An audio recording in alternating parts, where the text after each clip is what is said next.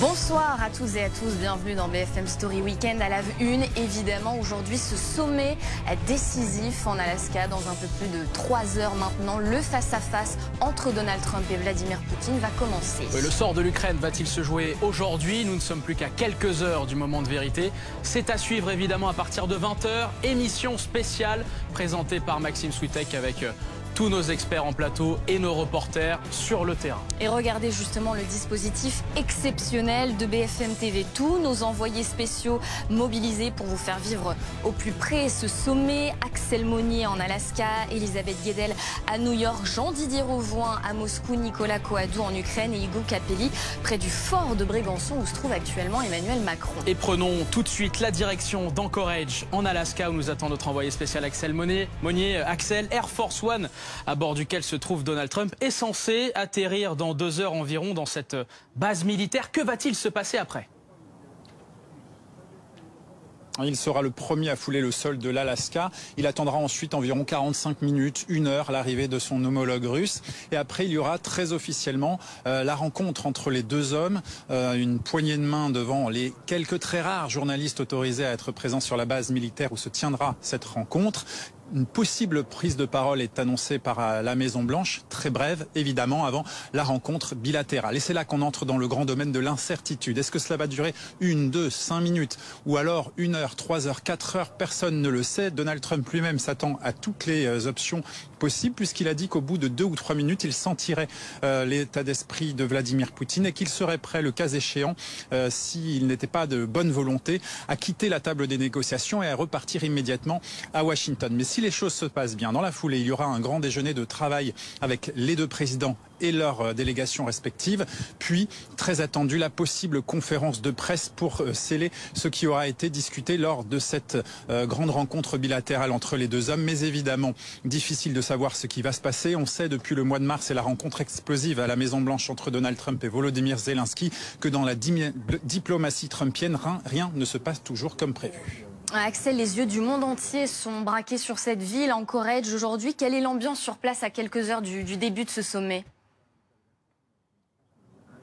Alors on pourrait s'attendre à une ville placée sous très haute sécurité, mais ce n'est pas le cas parce que l'ensemble de ce sommet se tiendra derrière les portes de cette base militaire qui est ultra sécurisée elle-même évidemment. Les avions y atterriront, les deux présidents s'y rencontreront et la conférence de presse, si elle devait avoir lieu, devrait s'y passer également. Donc la ville, eh bien, elle vit plutôt normalement. Les habitants sont un peu surpris de voir autant d'effervescence, autant de journalistes venus couvrir une région qui n'a pas l'habitude d'être sous les feux de l'actualité, surtout pas politique et diplomatique, même si certains regrettent aussi que le président Vladimir Poutine soit reçu avec les honneurs sur le sol de l'Alaska, alors qu'il y a parfois autour de lui, dans son entourage, des gens qui réclament le retour de cette terre qui avait été vendue aux États-Unis en 1867. Axel Monnier, envoyé spécial BFM TV en Alaska, à Anchorage, précisément, avec nous sur ce plateau, Jean-Éric Brana. Merci beaucoup d'être avec nous. Vous êtes maître de conférence à l'université Paris 2, spécialiste des États-Unis. Bon,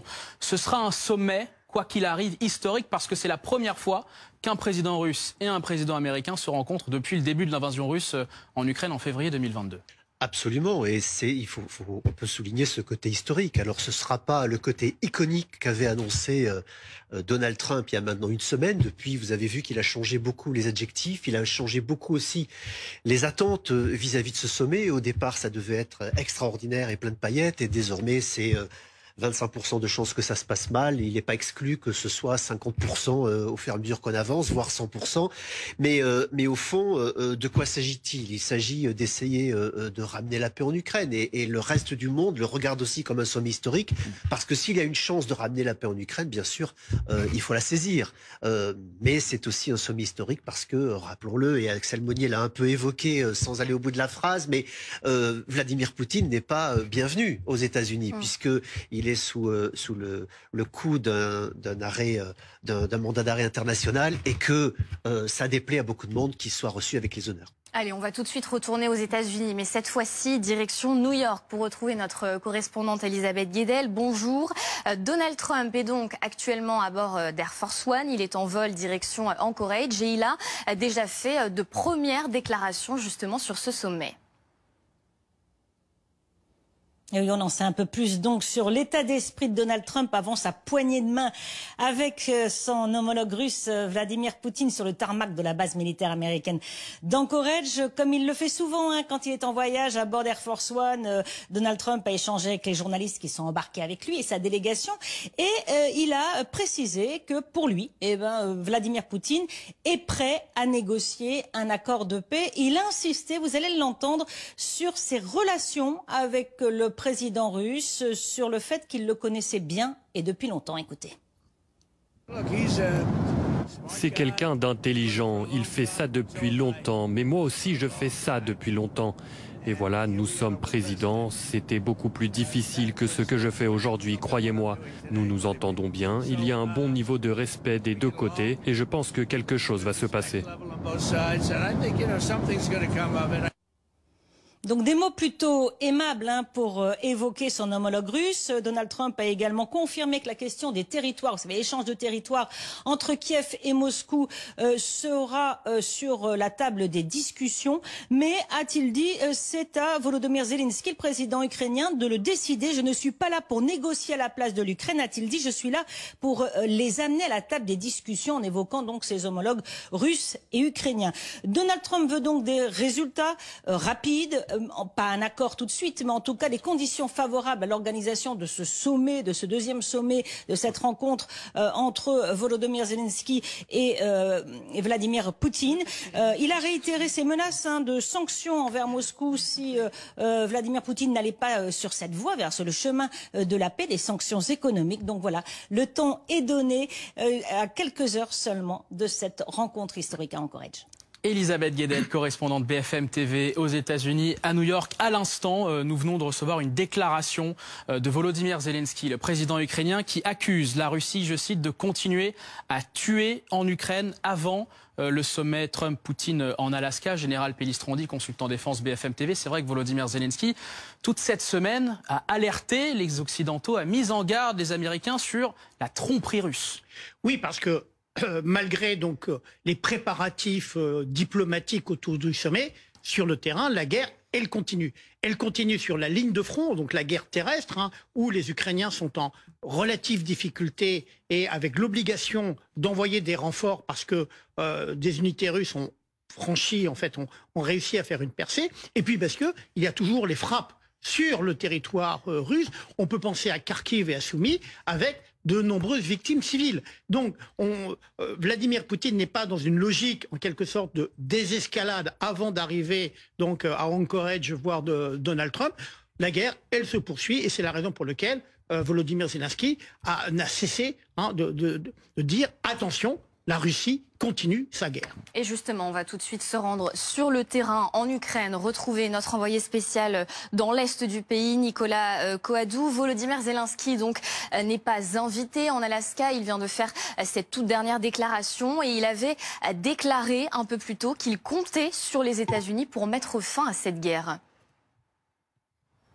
Oui, et qu'il espérait que cette réunion entre Vladimir Poutine et entre Donald Trump amène une paix juste et qu'elle amène, et c'est là que ça devient intéressant Chloé, à une autre rencontre, avec cette fois une rencontre avec des résultats substantiels, dit-il, entre cette fois les États-Unis, la Russie et l'Ukraine. Finalement, une manière de dire cette réunion qui va avoir lieu ce soir en Alaska, eh bien, elle n'amènera finalement rien si l'Ukraine n'est pas là, si ce n'est une autre réunion pour pouvoir décider de la paix. Une manière assez subtile aussi d'en appeler à Donald Trump. Il dit qu'il compte sur le soutien des États-Unis. Il faut dire que aujourd'hui, à cette heure, eh bien, Volodymyr Zelensky et les Ukrainiens n'ont pas grand-chose à faire d'autre qu'à attendre cette fameuse déclaration, cette conférence de presse qui aura probablement lieu ou pas d'ailleurs entre Vladimir Poutine, le président russe, et Donald Trump à l'issue de cette réunion, avec forcément l'ombre d'un partage des territoires, avec cette théorie comme quoi l'Ukraine pourrait céder une partie de territoire pas encore conquis par l'armée russe, quelque chose qui est totalement inenvisageable pour l'ensemble des Ukrainiens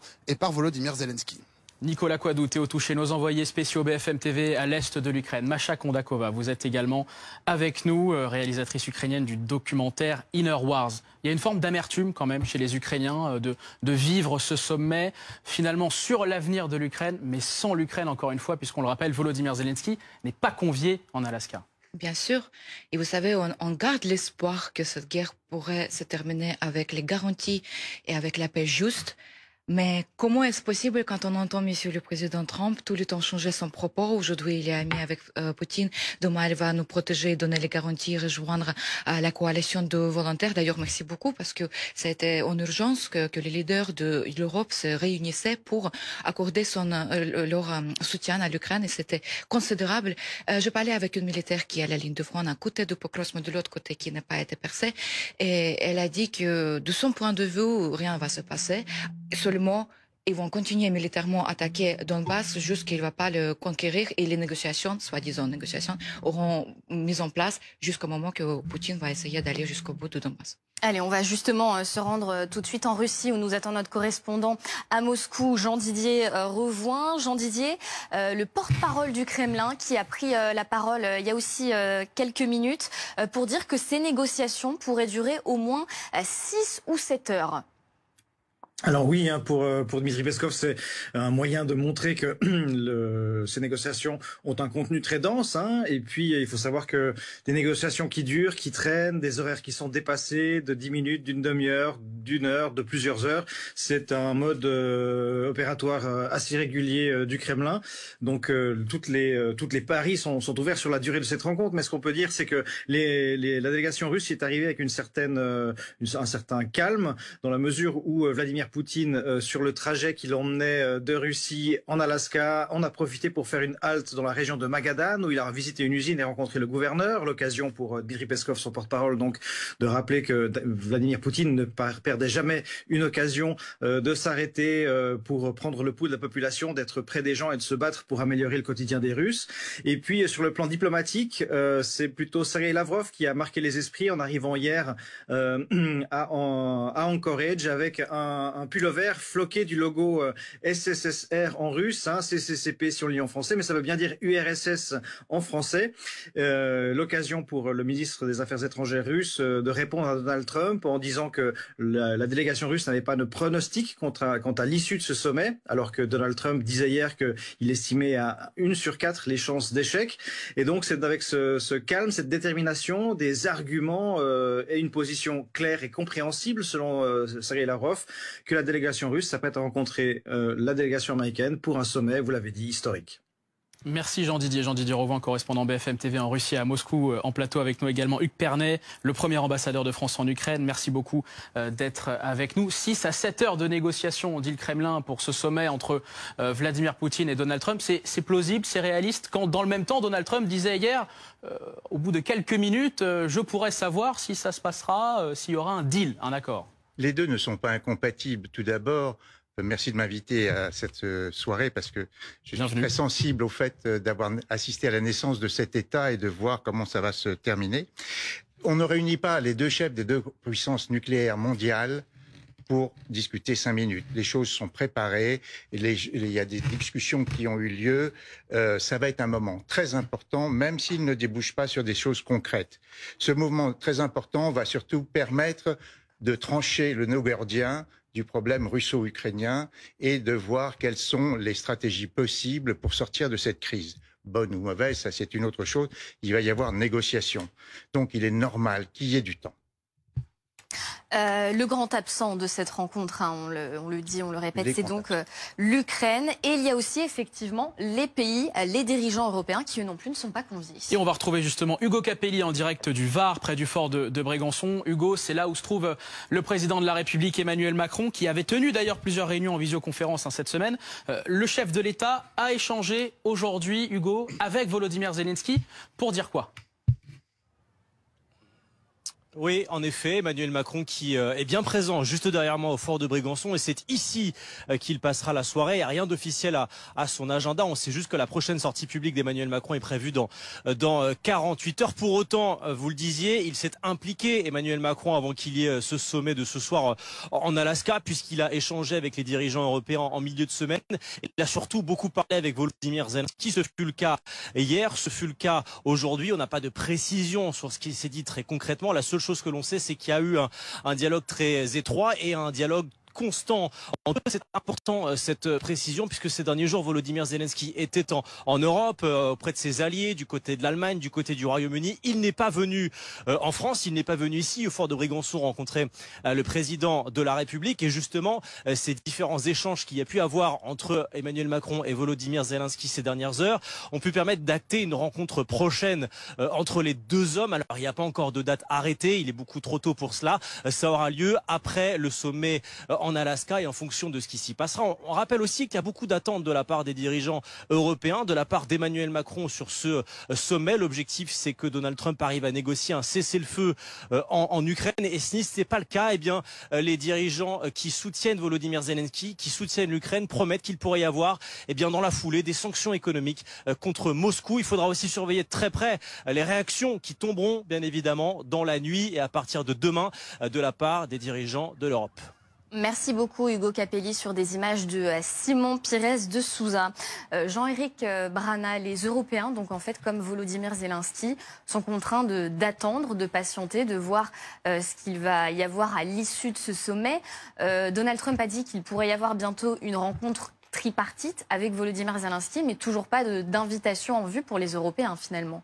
Oui, moi je mettrais un bémol parce qu'en réalité les Européens ont beaucoup de cartes dans les mains, ne serait-ce que ce que va essayer de faire Trump, en réalité, c'est certainement pas de la diplomatie, c'est pas son métier, certainement pas de la politique, il est très mauvais là-dedans aussi, il va faire une transaction, encore une fois, il veut montrer que c'est le plus grand dealer de la Terre, faiseur de deals, hein, bien sûr, c'est comme ça que je l'entendais, et s'il veut faire des deals, c'est sur quoi? C'est sur l'énergie, c'est sur l'agriculture, c'est sur le commerce, c'est sur les avoirs russes qui ont été gelés. Sur tous ces dossiers-là, les Européens ont des cartes, puisque eux aussi sont partie prenante dans cette négociation et que le président Trump ne peut pas décider seul. Donc en réalité, vous l'avez entendu ces derniers jours, il a quand même envoyé beaucoup de fleurs au président et chef d'État européen, sachant qu'il a besoin d'eux pour cette négociation.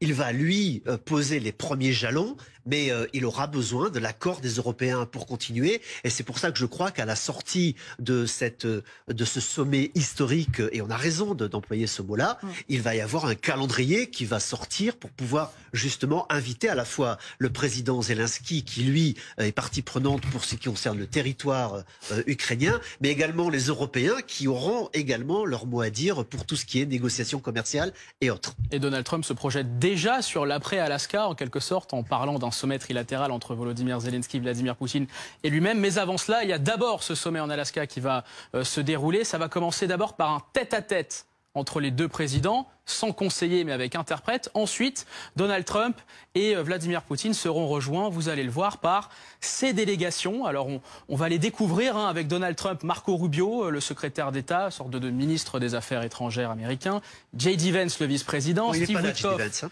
Il ne sera pas là? Ah non, il ne sera pas là, l'envoyé spécial? Il n'y a ni lui, ni le ministre de la Défense. Et c'est là où on peut dire que c'est justement ni politique, ni diplomatique. Alors regardez les membres de la délégation russe, cette fois, qui vont accompagner Vladimir Poutine. Yuri Ushakov, conseiller en politique étrangère. Andriy Belousov, ministre de la Défense. Kirill Dmitriev, négociateur économique. Sergei Lavrov, ça fait plus de 20 ans qu'il est ministre des Affaires étrangères. Général Pellistrandi. Qui sont ces hommes du président Poutine? Ce sont des diplomates chevronnés par rapport à ceux qui accompagneront Donald Trump? Excusez-moi, j'ai employé une expression un peu simplette, mais il n'y a pas photo. Il n'y a pas photo entre la délégation russe, et sachant que Sergei Lavrov est déjà arrivé à Anchorage. Donc il faut bien comprendre que ça discute. Voilà. Et de l'autre côté, la délégation américaine, qui est ce qu'elle est, avec dire un sentiment quand même d'amateurisme par rapport à l'expérience accumulée d'un Sergei Lavrov et des conseillers qui sont autour de lui. Et donc avec eux, ils vont arriver avec peut-être des choses très concrètes. Et il ne faut pas oublier que Sergei Lavrov a été il connaît parfaitement les Américains. Il a été ambassadeur à l'ONU. Donc il connaît parfaitement, ce qui n'est pas du tout le cas de l'équipe de Donald Trump, qui n'a pas cette expérience de l'Union soviétique et de la Russie. Et ça fait peur. Et ça fait peur parce que déjà, en voyant que M. Lavrov est arrivé avec une t-shirt USSR, donc de l'URSS. Ça donne le ton. Ça donne le temps qu'ils veulent quoi, les territoires, ils veulent à nouveau que ce soit un grand empire qui n'appartient. Encore une fois, je juste rappelle que Poutine n'a rien inventé. Hein. C'est pas un grand Staline, c'est pas, je veux dire, grand Staline, c'est pas les personnalités de l'histoire. C'est juste un petit produit du système soviétique qui essaye de dominer ce monde. Mais ça fait peur parce que je comprends pas pourquoi Poutine est armé avec cette équipe de hommes solides. Justement parce qu'il a le problème économique aujourd'hui dans le pays. Il veut continuer la guerre ici, pas militairement. Il voudra essayer de déstabiliser l'Ukraine de l'intérieur.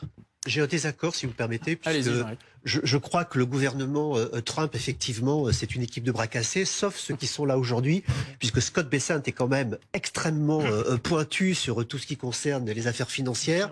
Howard Lutnick sur le commerce, pardon, mais il y a quand même assez peu de gens aussi forts que lui. Et puis il y a John Ratcliffe qui est là, donc le patron de la CIA. Et pourquoi est-ce qu'il est là? C'est que si on met des conditions pour justement les transactions qui vont être décidées, si elles sont décidées, il faudra quelqu'un pour les vérifier, et c'est bien la CIA qui vérifiera cela. Donc je crois qu'au contraire, en face des cadors russes, il y a des cadors américains, et que tous les bras cassés ont été invités à rester à Washington, ce qui est pour moi une bonne chose. Tant mieux.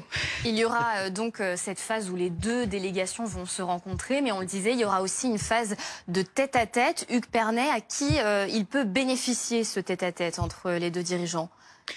Le tête-à-tête va surtout avoir pour objet de savoir si on est prêt à trancher, à dealer et sur quelle base. Ça va être très rapide, très... C'est ce que disait Donald Trump en 5 minutes. Exactement. Mais je pense que la délégation russe aussi est importante parce que je pense que M. Poutine vient expliquer sa position. Donc il va essayer de démontrer la justesse, à tort ou à raison, ça c'est une autre chose, mais il va essayer de démontrer la justesse de ses positions. Il va expliquer que les terres qui sont en cause sont des terres qui ont fait l'objet d'une contestation ancienne.